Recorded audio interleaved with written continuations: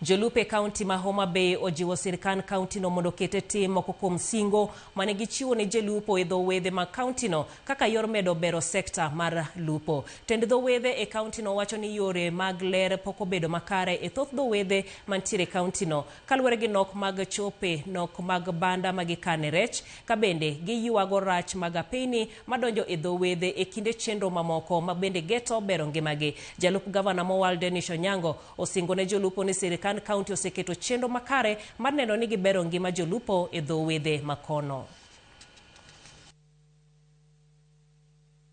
Rito namokrach, rito namber, but girite to ne wakwayo gavana marwa ni mondo nyalo keto e beaches moko okete gik miluongo ni banda, fish bandas, to gi fish, to gi sanitation latrines.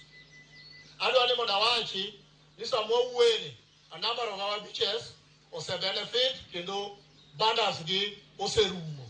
To Jakom no nyisa ni koro chope level ma koro jogo nyis ng'ama keto governor nyiso to tim gigi ochul chope mano osetieki mitiyogo mano tim mana gi jonam gi. We are committed as a government, the Fisher Folk, the BMU.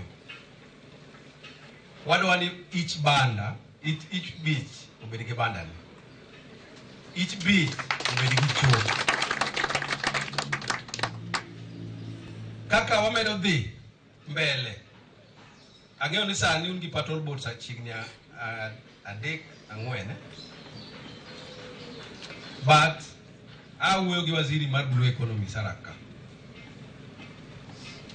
Wacho ni higa ka higa odwa make sure ni en gi boat moro achiel kata ariyo.